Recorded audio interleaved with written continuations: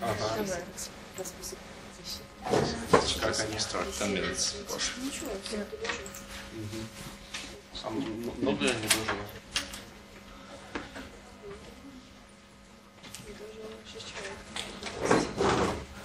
Нормально.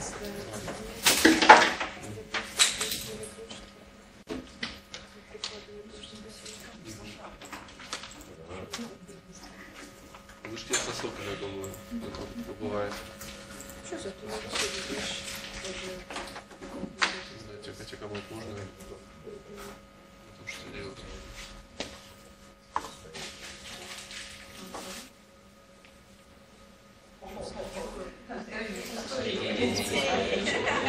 У нас экзамен тоже. Ну да, через 1,5 недели. Вот сейчас мы начинаем готовиться завтра. Вот мне предстоит, вы знаете, все, что я пропускал за 4 года, старательное на время изменить психологию, очень другое. А? Мы психологию сдаем, и из нее промера вообще ничего не будет. Ну да. У нас общая психология, экспериментационная личности. Да, мы сейчас подходили. Коллективная психология будет чуть-чуть основной. Вот, а про то, чем я занимался, ничего не будет.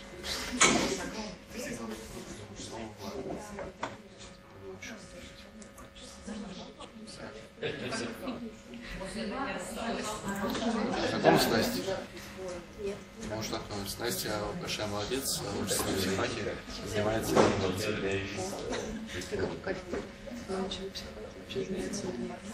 Центре нейроэкономики.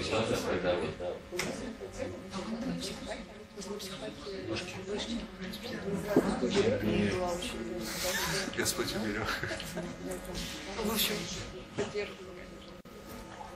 не, на самом деле, там, судя по всему, стало значительно лучше в последнее время. Психфак даже раньше лет. такие случаи распространяют. Ну, не знаю, общался ли я там, они вроде стали лучше, чем...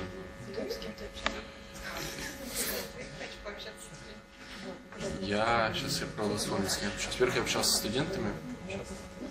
Ну, студенты вроде, конечно, но они говорят, что они становятся все чуть лучше, чем было раньше. В плане не верят. Нет? Не кажется?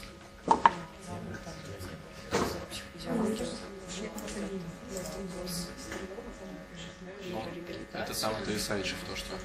Но если я общался, вот они меня такой неоднозначное впечатление произвели. То есть они вроде как адекватные и компетентные, но что-то не так, что я так и не понял.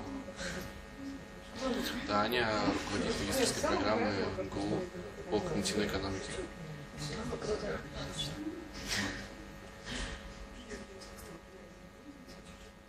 Когнитивная экономика – это то же самое, что в мире, включая поведенческую экономику. То есть поведенческие нейроподход к экономике. То же самое, что логическое – это на уровне поведения, да, а нейро – на уровне мозга.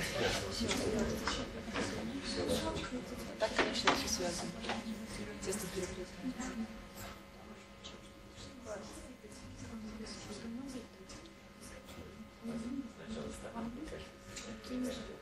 Да, люди потом по себе, если знают, когда меня правильно. Разные, мне кажется, нейротерапия вообще большинство. Да ладно. Нет, слушай, даже если пойду. Не готовы расширяться. Деньги на оборону, как ты не возьмешь наших супердетей, которые ты сама ведут. Ради кого, ради чего вообще все это? Ну и мне вот сейчас очень так же, как всех начнут, всех.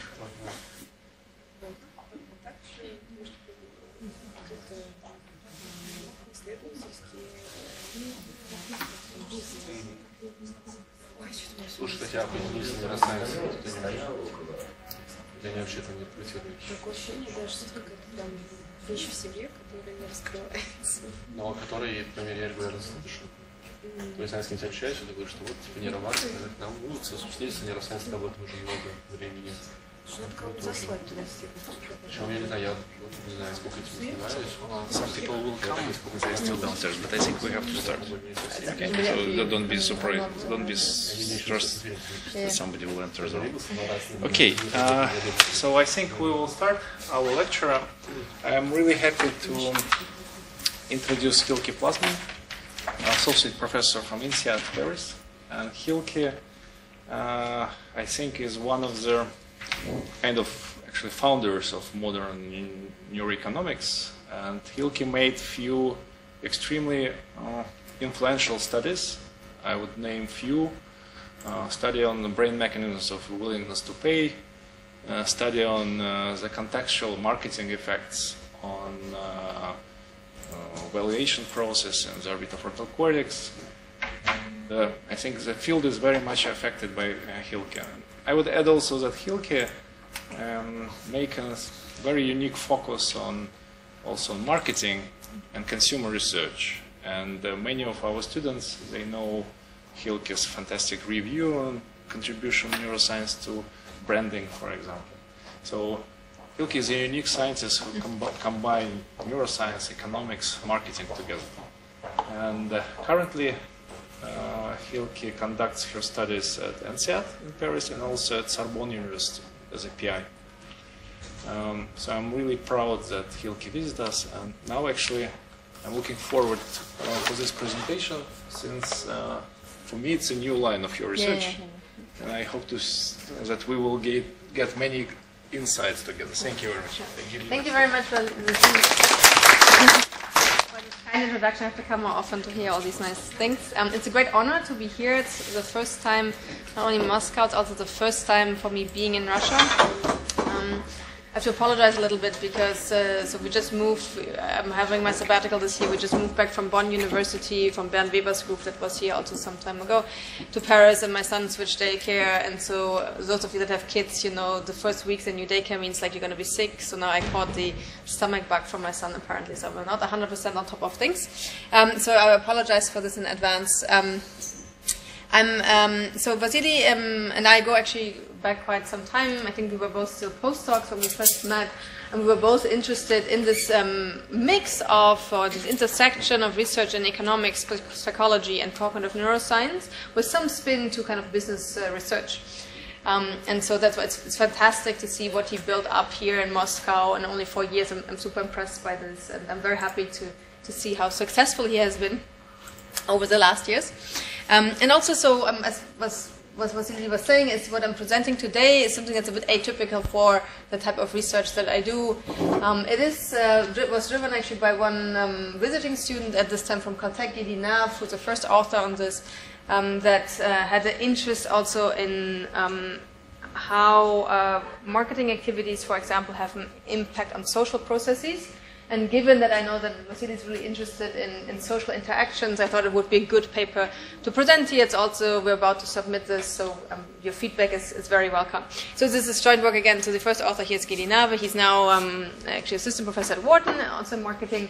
Then there's Amos Nadler from Ivy School that did a lot of the implementation of the study, actually. Because he has been working with testosterone administration before. David Dubois is one of my colleagues at INSEAD. He is our guy interested in luxury consumption. Colin Camera doesn't really need an introduction. And so there was kind of a joint interest in understanding the biological basis underlying status signaling behavior in an economic consumption context. And what I'm going to present to you is what you'll see is it's inspired by some basic theories in economics, and also we get our hypothesis based on evolutionary biology. And then we did a really large scale, so the largest scale testosterone administration study that has been done to date. What I'm going to show you is 2 tasks that tackle kind of the same question from different perspectives to give us a parsimonious idea of what is the function actually of testosterone for status consumption. So what I would like to start this talk with is actually a question. So here you see those of you that, I'm not sure whether they actually exist in Moscow, but those of you that have traveled to the US, they might be familiar with this paper bag. So when you go to the supermarket, when you go to Whole Foods, they offer you a paper bag. Now my question is, so how much are you actually willing to pay for such a paper bag? It's an empty paper bag. So let's say, who has a willingness to pay? We have to do this now in dollars, I guess, because I don't know the conversion rate to the rubles. Who has a willingness to pay that is higher than 1 cent? Nobody? Or 1 person? Yeah, 1 cent, yeah. Ah, okay. What about 5 cents? More than 5 cents? Still, Anna is really, 20 cents? Yeah. So usually, I get something very similar, it stops at around 50 cents, right? Now what I would like to do is I would like to introduce you to the Rolls-Royce of paper bags. This is literally a paper bag that is wax-coated. It has some stitches on the side. It has a name. It's called Vasari. It's from the German designer Jill Sander. It was sold in the US market in 2012 for $290 US, which is a lot more than 50 cents. It was sold out after 2 weeks it was marketed. And I've picked these examples because I'm interested in why humans actually have those preferences. And this is what I'm going to talk about in this talk, is what is the biological basis of such behavior. Right? Also, if you have any questions, just feel free to interrupt me, right? So either comments or clarification questions. So here, and you see also from my title, you see what I'm getting at. So this has something to do with that a product today, in today's markets, has a function that goes beyond its really mere utilitarian function, right? So in the sense of, you don't really use the Vasari to, schlep your groceries from A to B, right? So it has a different function that we also derive utility from. And this function has to do with, we can actually show that we can afford this purse. We can show through consumption of these goods or also other types of goods, our place in the social rank, in the social hierarchy. And social hierarchies are really common to a lot of, most of our existing societies and also organizations. Right? When you think about people studying management or organizational behavior, we also have hierarchies within kind of institutions. And what we know from like really psychology 101 is that we have this really basic motive for having or increasing our social rank, right? So this is Maslow who first put this out there. And what is interesting now, when you look at the literature in social psychology or also evolutionary biology, it's this idea that there are different ways on how I can either increase or maintain my place in the social hierarchies. In other words, there are like 2 ways to the top. One is through really signaling status, and one is through exhibiting power. Right? So when you think about the Queen of England, for example, she doesn't have that much power, but she has a lot of status. Right? So, but in other countries, you have, or in other situations, you have people that have a lot of power, but they don't have a lot of social status. Yeah? And here, though, we're really looking at this idea of how does that kind of implement itself in an economic consumption context, right? So we're not interested in kind of politics or other situations that you could think of. We're really looking here at the economic consumption context. And this gives us also then kind of gives rise to the idea what actually happens when we look at the economics literature. There's a very famous economist that this with Economics 101 that a lot of you might know. This is Thorsten Veblen. Thorsten Veblen said that in his famous work on conspicuous consumption and the theory of the leisure class, said that we have signals that communicate social rank, and what is important is that those signals they must kind of satisfy different characteristics.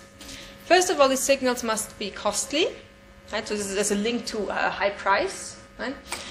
Then they also must be displayed, so people must see this, right? So that's why it has something with social interactions. Right? And this is also why it's called conspicuous consumption. And then also, what is important is they must be kind of wasteful. They must be of limited practical value, right? So the Vasari, again, you're not using this for getting your groceries from A to B. It's, in some sense, it's quite wasteful to spend so much money on a paper. Yeah. And what is interesting now is so these are these ideas that we have in economics, and these ideas are quite similar to ideas that we have in evolutionary biology, which has been referred to as the handicap principle. And this always has been, so the handicap principle has always been a puzzle in some ways in Darwin's evolutionary theory. When you think about, for example, the peacock, right? So the peacock has this huge, gigantic tail that he specifically kind of shows during breeding season to attract mates, right? So it's something that is state-dependent during breeding season. But it's not really good for his survival because, you know, he's very visible with this, right? So predators can eat him, right? Same also for the stacks, right? So the antlers of the stack, they also grow larger during breeding season, making the animal more visible. Again, so here you have this idea of state dependence, right? So, and the idea, so the handicap principle then said, okay, what might be happening here is that only those animals that can afford have actually the biggest antlers and have the biggest tail, and so that's why then you see that it actually at the end of the day does fit in with the theory of Darwin's evolutionary advantage. And also, so when you look at this literature, it says, okay, so such signals, they must be hard to fake, right? So they must be quite unique. So they must be, in some ways, they must be costly.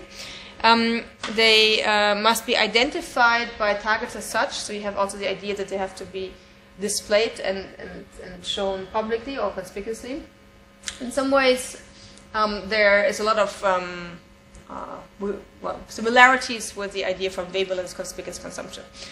And what is interesting now from the handicap principle is that we know, for example, for when we look at the biological basis of this, that for the growth of the stack's antlers during breeding season, what's underlying this is testosterone levels, right? So then he also shows increased testosterone levels.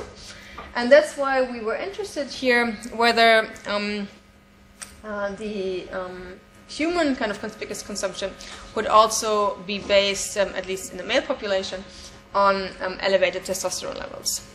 More generally, we were interested in do preferences for social rank signaling goods systematically vary with the biological state of a consumer. And specifically here, again, we were interested in testosterone levels. Why testosterone levels? So testosterone is a prime candidate for this, not only because that's what the handicap principle suggests, but also when we look at research actually in, for example, animals, what testosterone does. There's a lot of work that it has something to do with status in the social hierarchy, right? So alpha males, they have higher testosterone levels. It also causally generates aggression, and specifically in monkeys, correlates across different species with social rank. And this was then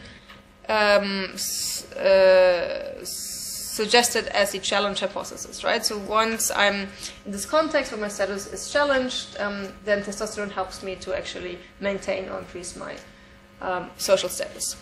Now what is interesting, so these are now different species, a lot of this is monkey work, when we look at human primates, and there, in the beginning of this research, people also think, okay, so maybe it also has to do with aggressive behavior.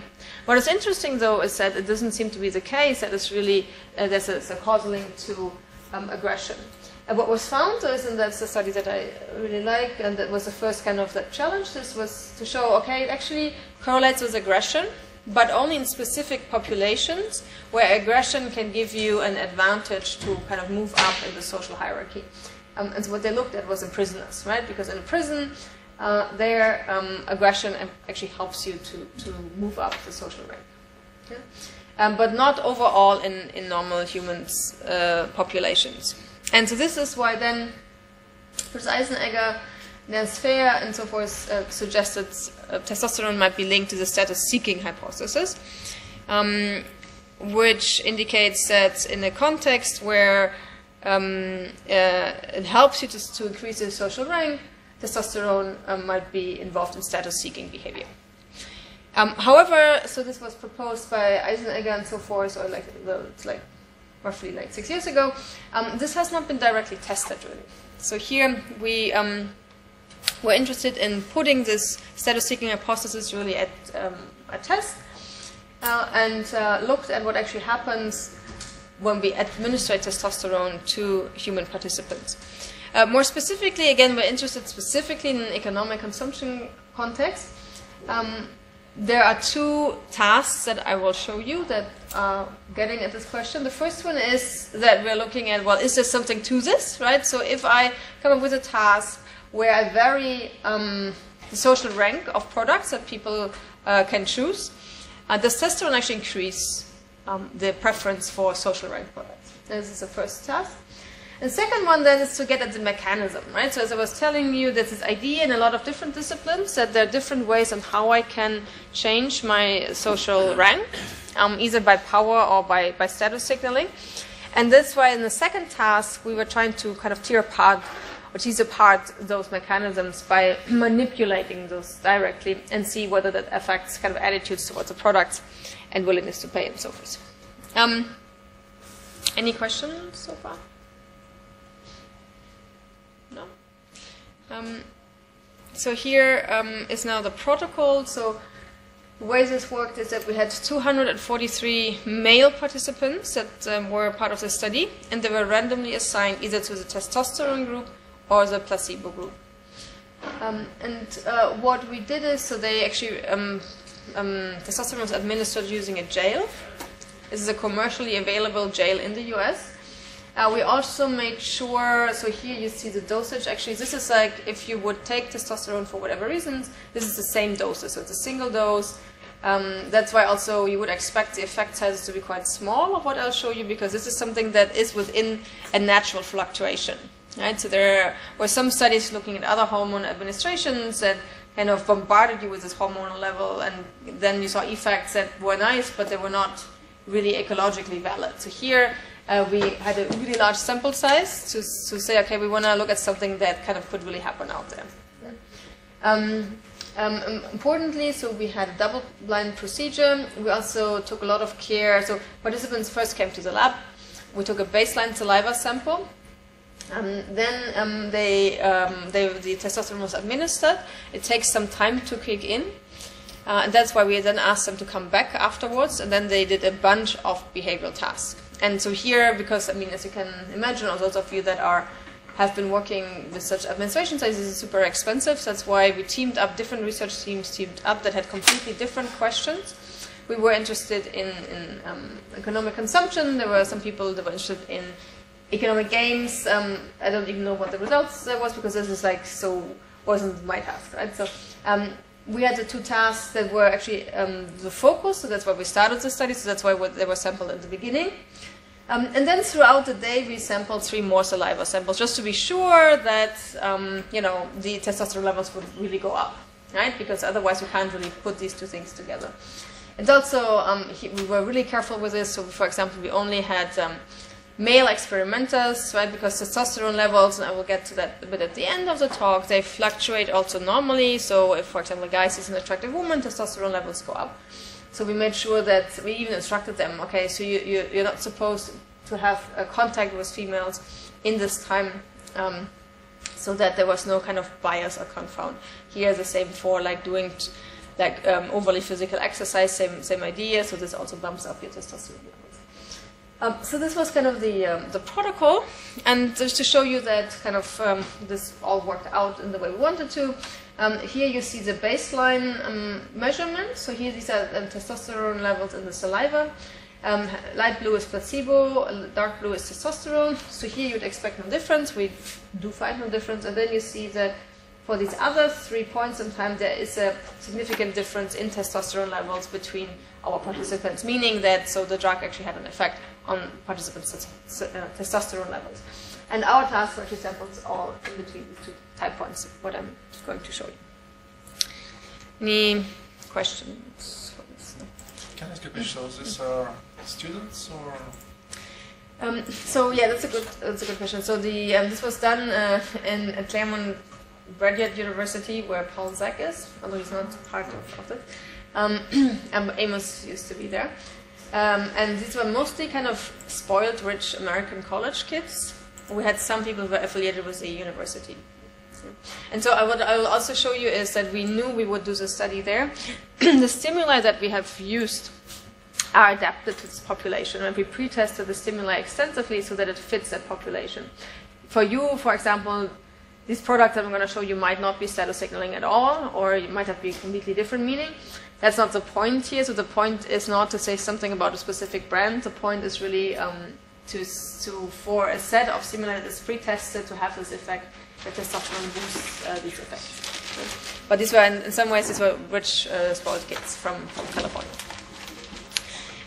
And also, so what we'll do, and that I will show you for all the analysis that I will show you, we had different control variables, and our results are robust for controlling for them or not, right? So, but for theoretical reasons, we control for them, but the results don't change if we don't do this. So this is mood state because testosterone might have an effect on mood. Then we did a more complicated spectroscopy of the hormonal sampling. So we also look at 10 other hormones and to control for their level. If I have time, we can chat a little bit about this. We found an interesting kind of interaction with cortisol, which is something that I think you have been involved in, Vasilisi, but I don't have actually a slide on this, so but I'm happy to chat about this later. And then also this is very standard for these types of protocols that you look at the belief about the treatment, right? So because you could argue, well, maybe the testosterone guys, they knew that they were in the testosterone group. So we asked them at the end, so do you think actually you were the testosterone or the placebo group? And when we enter this here, this doesn't change our results either, right? Because so you actually don't really realize that they're guessing it's at random whether they answer this question correctly, which is interesting in itself, I guess. So you don't really know when you don't know it that you have taken the drug.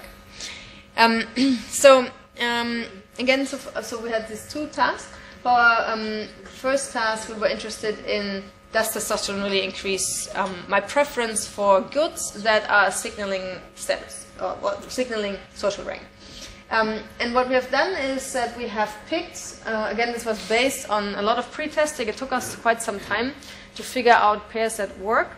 So we have a repeated measures design here. They had to make 5 different preference indications for brand pairs that were matched on quality, but they were different on social rank. Right? And the idea here is that, as I was saying earlier, that when you think of luxury goods, one big difference between non-luxury goods is the price, right? So we know that we have price-quality heuristics. We wanted to make sure that this has nothing to do with this. That's why we made sure that they were perceived similarly higher on quality, but differently on social rank. And so one example here would be Levi's for a product high in quality and Calvin Klein for a product that is high in social rank. Again, this is in this population. I'm not making any kind of implications here for Calvin Klein or Levi's. And in some countries, for example, Germany, Levi's actually has higher status than it has in the US, right? So, but we're a bit blind to this part, right? So we pre-tested them, and that's now what we're interested in. Mm-hmm. And the quality here, is it a real quality or is it just perceived quality? Perceived quality. Okay. By that group or? Yeah, exactly. So we asked them, do you think this is a product of high quality? In advance or question. It's a good question. So we did pre-testing in population that was similar, but these were not the identical participants. We also, I have a slide that shows you that actually testosterone administration did not change those associations, it really changed the preferences. And so we also then asked our participants, but this what I'm showing you here is another sample, right? This is actually an online sample of mTurk, mTurk specific to this demographic we're looking at that answers this question. And so perceived, it's a good question. A lot of my research is on price-quality relationship. What happens to be is that it's very hard, specifically for the products that we used here, to think about an objective quality, right? So because it's always, and this is kind of what marketing is all about, right? It's about perceptions, and it's a perceived quality that has an impact on our preferences, because consumers usually can't evaluate the objective quality, and sometimes there's even not a relationship between. And social rank here it is when I think that this product is better as it's supposed to be in the other for other persons. Yes, so Calvin Klein is better here because I think that most people like Calvin Klein. Yeah, well, we're not saying it's better here. For the moment, what I'm showing you is like, so the question is, so you got a list of 10 brands, Okay. and I'm asking you about the quality associations, and I'm asking you about the social rank associations.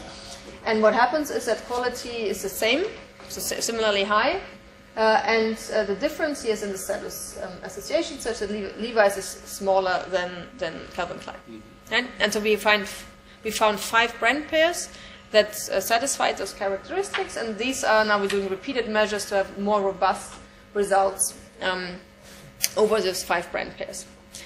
So more specifically, so what did we ask? So this is exactly what I actually saw. This is a screenshot. So here you see Levi's, you see Calvin Klein. So I'm sticking to this example. Now again, there were 4 other pairs.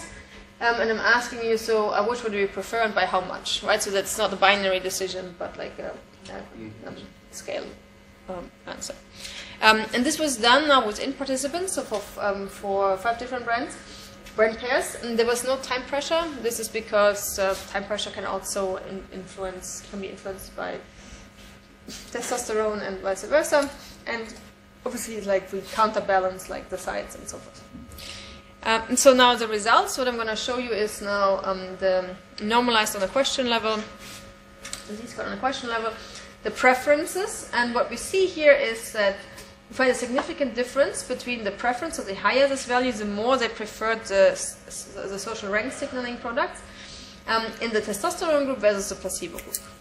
And so which kind of then supports our hypothesis that testosterone may play a role in social rank behavior and in economic consumption context. Can I ask you a question? Would it be strange that for this group of, let's say, youngsters, they kind of, in placebo group, prefer less socially signaling brands? According to this graph, they prefer them less. Yeah, well, it's a change of preference. It's a change of preference. Ah, okay. So kind of it's a change. Okay. Yeah. And again, so what we did here is a question that I get a lot, and I thought maybe that's where you were headed to, is but they might have different household incomes. So what's the difference in socioeconomic status? They're all actually quite similar on this item, but we control for the demographics. And again, what I showed you earlier, mood, belief about the treatment, and the level of 10 other hormones, and it's robust. This result is robust for this. Also, can I ask a question? But what do we measure here when we ask what do you prefer? Is it willingness to pay? No. So it's like which product do you prefer, right? So it's not in other task. We also ask about attitudes toward the product. We ask about willingness to pay and purchase intention. The results are quite similar in the task. Although, like the problem with this is, and this is also because this is correlated with price. This might have been possible. In an ideal world, we would have done an incentive compatible for real study. But then, so I can't give out Levi's and Calvin Klein jeans. My research budget is just not enough for this, right? So here it's like literally the question, which of these products do you prefer? So when you think of you have to buy the setup was like, you think you are considering buying a new fashion item, which of these 2 brands would you prefer? It's not willingness to pay, it's literally the preference and by how much. So for us, it's important that they like this more than that. Yep. They can pay more for social rank. That would be That is the question. They may like, but they wouldn't be. Well, a lot of when you think about kind of the value chain in marketing, we think that what we first do is we change people's preferences, which will then have an impact on people's willingness to pay. That we can measure then an impact also in revenue and bottom line results. Yeah, so this could have been a bit more realistic, I agree, but it was just not possible for us to do. No, but I mean, we would have preferred to, we discussed this for a very long time, but it was a bit hard to pull off, because like, you know, it's also like, it's a bit like these studies, it's like a one-shot thing, you can't do this like 5 times, because it's really expensive to do, and so that's why it's like, you go for that, what you think will be the best to implement, voila. And now, so what I was also telling you, this is now a bit hard to understand. Let me guide you through this. So here it's the same. So now this is the same population as I showed you earlier, and we're interested in the quality associations with the different brands. So here you see the quality associations between the different brands. well, two different brands, and I show you in gray the testosterone group and in white the placebo group. The point of this is that you could argue, well, maybe testosterone does not necessarily change the preference, but what it does, it really changes the associations that you have with the product. And this graph shows that there was no difference between testosterone and placebo groups for any of those brands for the quality associations, right? So in other words, there's no impact of the testosterone administration on quality associations. Mm-hmm. And you tested associations with kind of an implicit association test? No. We literally asked direct questions. Oh, right? just which associations you have for Yes, we asked a question, so how do you think of this product as a high quality product and so forth, yeah. And the same now with the social, I'm not sure that you can actually see this, the social rank associations. Here's the same story that actually Northwest is the only one that is a bit, where you could, I think, where we had marginally significant, if we pull over this, changes in associations, but what you see across the board is that also testosterone did not affect how they were viewing the products, right? It literally affected only the preference. So the second task, to give you a bit more background on also how this is used actually in the marketplace. So there's this one idea of I can increase my social rank through more prestige or respect, right? So this is kind of how the social psych literature defines status. It's like the feeling of respect one has in the eyes of others. And this is contrasted in a lot of papers from Adam Galinsky and colleagues to power, right? The feeling of control over valued resources.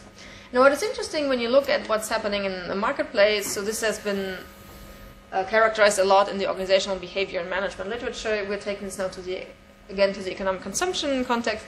You see now this is the Mercedes-Benz, and you see here this is an ad. It's a online ad from that car manufacturer, and this one really communicates in some ways bluntly said, like, oh, if you buy a Mercedes, you will get the respect of others because they're taking pictures of you in the car.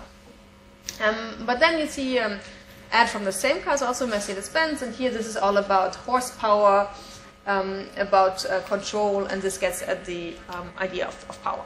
Right? So you can see the point I'm trying to make here is that both of these concepts are used actually in the marketplace.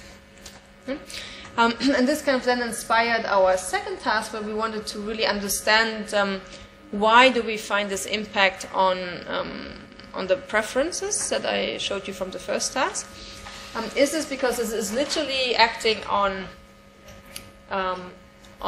status signaling desire, or does it act on power-seeking behavior? Right? Because both of these could explain the results from the first task.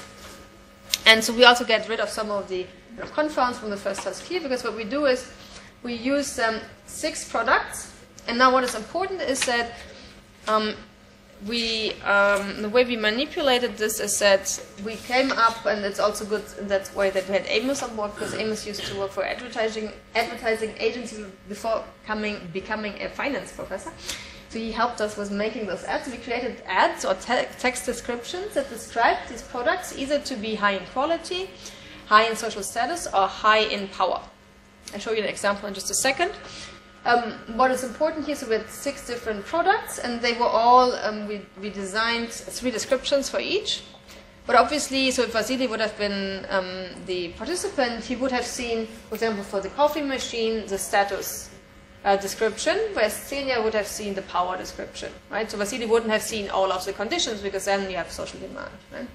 So that's why we had this mixed design where we had 6 products with 3 ads. And they were either focusing on quality, power, or status aspects, but then so each subject saw only one kind of combination of these 2. Right? Again, this helps us to leverage the statistical power in our design, so that we have 6 measures of each person, but only 2 by condition. Does that make sense? I know it's a bit confusing. Was a real ad? No, we came up with them. Oh, we came up with them. Okay. Yeah, but they looked like real ads because we had this nice. So Amos was actually quite good at this. It took us also forever to. So we piloted them a lot. So what we did is we took those texts and then asked the same questions as earlier. So how does that impact your associations of quality, your associations of power, your associations of prestige, and so of status? And then we pre-tested them that long until we had significant differences, right? Because that's important, right? If that doesn't work, then our whole manipulation doesn't work. Okay? Now, to give you an example now for this watch, Alpina watch. Now here, this example is for quality. So here, precision and comfort are part of Alpina's DNA. Our supreme quality watches have been a symbol of reliability and a benchmark of innovation, when state-of-the-art machinery and strict quality control since 1883. And so here, so this was one of the ads that we used for the quality condition, and for the other conditions, I show you an example in just a second. We literally tried to keep the wording the same, but only changed the words that are highlighted in bold here.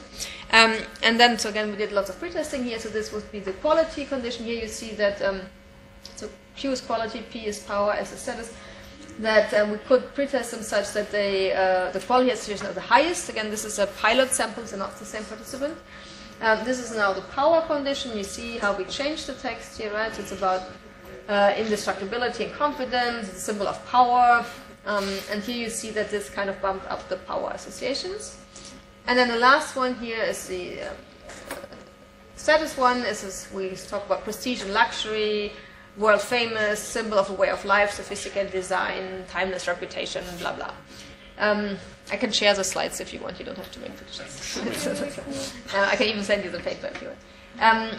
And here you see that this is kind of bumping up the status associations. Yeah. Have you checked the values and the psychotype of your subjects? Because I need different persons have different values and different needs, and for some person need in their life only status, and some person quality of the products. So have you checked?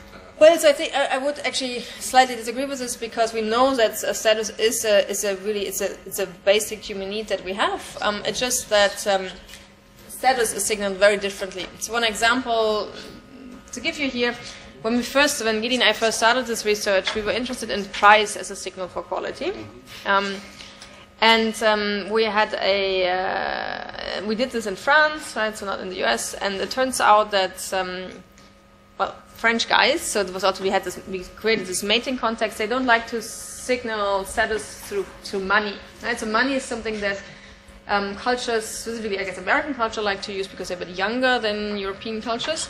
So in France, if you want to signal status and want to impress a girl, you talk about Victor Hugo and Sartre, right? So this whole, and like the way you talk actually, right? So money didn't work then. So what I'm trying to say here is that it could be that, you know, some people give a shit about watches, right? So, and whether you can signal status through this, but you can replace this with any other product that would act on this need actually, because it looks like, and this is what I'm arguing here, is that it's a quite basic biological need that we have. Right? So, but it could have different forms. Yeah. Well, so here this is what how we've done this, how we have manipulated this. This is again a different population. This is a pre-test. Now I'll share the results of this with what we actually found. So here what you see again, it's Z-scored at the question level. We find, and here we actually asked them to. For full disclosure, we asked them 3 questions. We asked them attitudes about the product, how much you like the product, so liking of the product. We asked them about willingness to pay and purchase intention, that we combine, and we get quite similar results with this. They're not as strong of a difference than the attitudes, because the problem with these willingness to pay and purchase intention is a bit like we don't know whether they actually have such a product already, right? So some of them will not buy Audi TT, right? So, I mean, maybe they might, I don't know, right? So, but it's quite tough to actually do this in this population. But so it gave us the same result. Again, it was a bit less, the differences were smaller. And so what we find here is that, so now you see again the testosterone and the placebo group.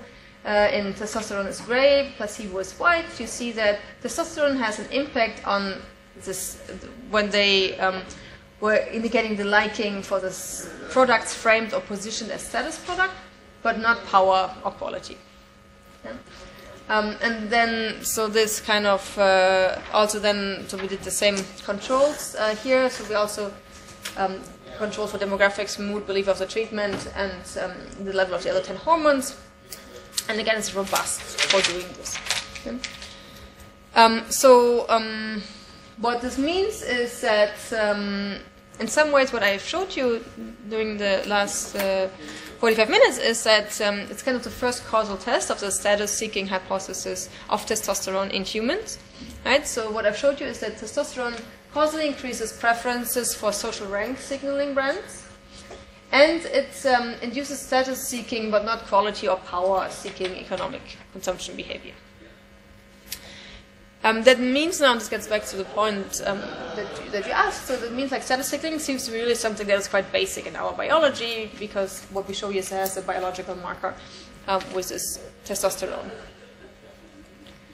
Now, you might ask, okay, we're economists or we're marketers, why would we care about this actually?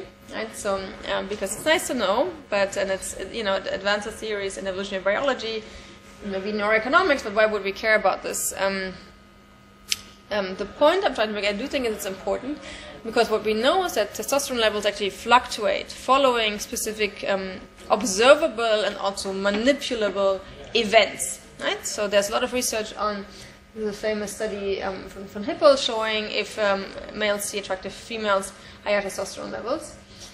Interestingly, if you become a father, your testosterone levels go down for some time. It's a bit unclear for how long that's going to take. This is a study that I really like. So this guy, he puts participants in either a sports car or a sedan, so a Porsche, literally, or a sedan, and he found that when people are driving the Porsche, they have higher testosterone levels. Then another line is, when you feel there's success, so for example, when you, after your high school or whatever university graduation, higher testosterone levels. If you win a competition yourself, so after you run a marathon, higher testosterone levels. But also if someone else actually wins, so for example, your favorite soccer team, or what's popular in Russia, if they win, you also, there's a study showing that you have elevated testosterone levels. And so does it mean that if I want to communicate with graduate guys, yeah, I have to communicate with them with more with status? That could be one implication, right? So obviously we're not showing this here. This is something that we hope, maybe we do this, maybe someone else does this, to do a field experiment where you look at where this is naturally happening, right? So again, we had a bit of a version of this one. So in this, what I was telling you about, our first way to look at this was to have a really attractive female, was a French actress that was either wearing sweatpants or a very short dress, and see whether this kind of influences how we use price as a status signal. That didn't work out because, first of all, she was attractive no matter what, either in sweatpants or not, and also because price is not used, so we used the wrong stimuli for this. But you could imagine something like this, right? So, and that would be very interesting if someone would actually do this. Can I ask you, just because it's luxury sport cars, they have this kind of brand extensions to luxury goods. They sell some pants, sometimes they have lines sunglasses, like glasses, watches, clothes. Basically, it's also based on the same. Like they sell status. Yeah, exactly, right? So they sell status. I mean, this is a whole industry, luxury industry, one of the premier, like the industry actually in France, right? So, and it's quite interesting to see. A lot of foreigners actually buying the big luxury brands in France. But yeah, so this allows you then also to do brand extensions and so forth. And so this is kind of how, again, different states or situations change the testosterone levels. But what is interesting now from a segmentation perspective, so if you're a marketer, is like, well, there are people that voluntarily take testosterone, right? So they're bodybuilders. That really, so what they take is testosterone to be more of a bodybuilder, to be more strong. A big market, this is was in the Time magazine in 2013, a big market is aging men, right? So what they finally labeled not menopause but menopause, right? So there's also a big market for this. Right? And then the last one's a bit sad. This is kind of investment bankers at Wall Street that admit in interviews, this was after the financial crisis, to take testosterone. Because they feel like by taking testosterone, I can survive in this work hard, play hard environment. Right? So it goes on, it's a positive side of aggression and so forth. And that, again, this one is a bit sad. So I guess the point I'm trying to make here is that it's not only that it's state dependent, it's also that some people take the same, it's actually literally the same drugs that we administered in our study just voluntarily because of whatever reasons that I just highlighted. Yeah, and with that, I thank you very much for your attention, and well, hope you have some more questions, maybe. I have some time for questions. I can ask a first question. Yeah. So, for example, there are some studies on oxytocin shows like contextual effects. Sometimes administration of oxytocin could have different effects whether you deal with your group, out group, and so on. Yeah. Do you expect kind of the same effects here? That's not just about like, I have no idea what can be context for the status, but that it can sometimes have this effect. Let's say sometimes, or the effect can be elevated. So one thing that seems to tie into this is the cortisol levels, right? So Okay, for example. yeah, and we found a bit hard to understand kind of negative interaction with cortisol here. I mean, status in some ways. So the in-group, out-group is a bit difficult here because a status has to be recognized by, it's usually by the in-group in some ways, right? Because the out-group might not care about this. I don't know, it could be actually, right? So I mean, I think that a lot of hormones act this way, so I think that could be a possibility. Thanks. Yeah. Some other questions? Yeah, Anna? I just wanted to talk about is this testosterone status effect works for males? Yeah, so it's only males, right? So this was for example, in apes populations, it could be dominant female. well, so this only speaks for half of the population, right? So my speculation is that so there's some work in marketing, some of which I like more than other, looking at levels of the female hormone estrogen, right? So and it seems that it's involved in variety seeking, right? So if you buy more shoes, also if you're ovulating, right? You wear more red things if you are on the hunt for a potential mate because of your ovulation.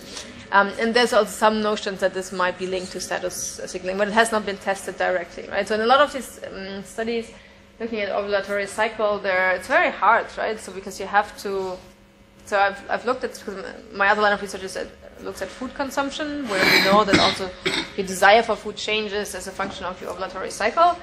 And these questions that they're asking, like I couldn't answer them, and I'm not part of the most dumbest part of the population, right? So and then you can only ask them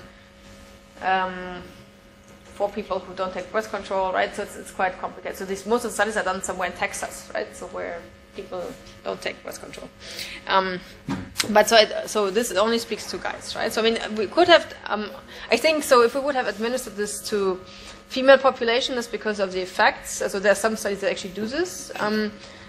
Because specifically early administration studies, they like to administer testosterone to females because since they have lower levels, an administration will be more of a boost, right? Because you have different sensitivity. Then this was debated a lot, and people seem to agree that it's better to look at guys where you actually have those fluctuations, because I think we would have found similar results in females, but it doesn't make sense because they don't have these varying levels to the extent as guys have, right? So and I think there must be something else, such as estrogen would be a good candidate for this. Or cortisol maybe, because again there seems to be an interaction with cortisol. There's something like now with, I'm not sure whether you know Toby Kalenscher and Sophia Hagenbauer, now we're taking the same study and look at the impact of cortisol. And cortisol even could, I mean, our hypothesis is that it will have shown these similar effects, but it could also impact power-seeking behavior, right? So, because of the way cortisol acts. And then the implication would be to threaten your customers, for example. Yeah, you shouldn't do this. Yeah, exactly. Yeah, we could think of any awkward situation, right? So where put into stress. Yeah. So the first way we're doing this right now with the cortisol is that we do this 3-year stress test, where you're in this situation where you're in an interview situation, and then you put people in stress. We don't administer cortisol. If this works, we then do cortisol administration tests because it's. The 3-year testing, I think you know this better than I do, is very specific to social stress, whereas cortisol, if you administer cortisol, it's just stress per se, independent of what type of stress. Okay. May I ask a follow-up question? So I understand the causal link between testosterone somehow and status. What would be the link between the stress and status? Well, so that if you are more stressed, you are more looking for status-seeking product. And why?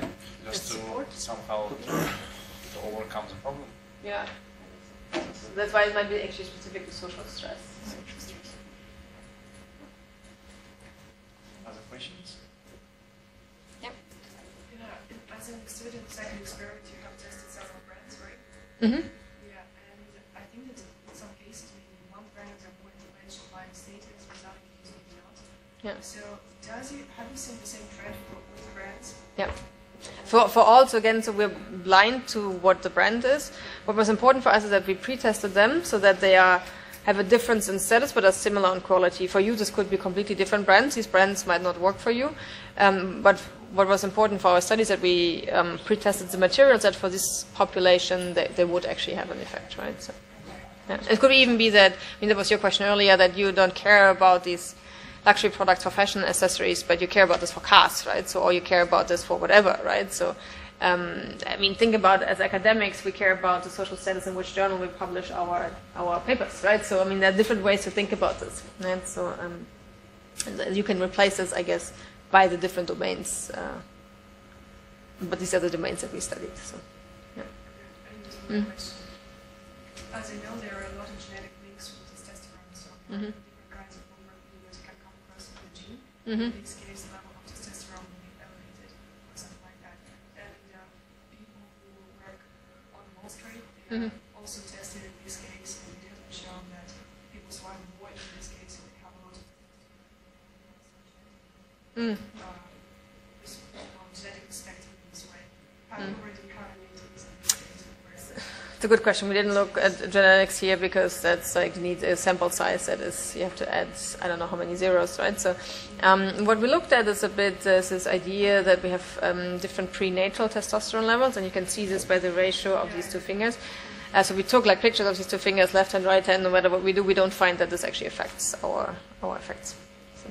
You know, still it would be very cool to see whether people are predisposed to seek for this status in case if they have these two instances. Yeah, that could be. Yeah. So that's something exciting to study when you have funds to do something like this. Yeah. Can I ask another small question? So I understand that basically this effect is based on very fundamental evolutionary kind of principles. But still, cultures are very different in terms of, let's say, individualism or collectivism and so on. Yeah. Would you expect any difference, or it's so fundamental that you would find this effect on luxury goods in, let's say, Iran and... Yeah, Iran, yes, I guess, right? Because they don't know.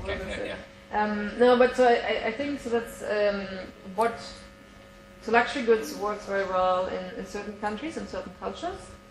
But you can think of other things that help you to do status seeking. For example, Hilke Plassmann, that's what we talked about last night. Like he's like, oh, but I don't buy this product. It's like, yeah, but you buy like a wine that costs $200 a bottle, right? So this is where then his status area is, right? So it's just that we don't have for the same types of products or in the same areas in life the need to signal status, but in some areas we have, right? So.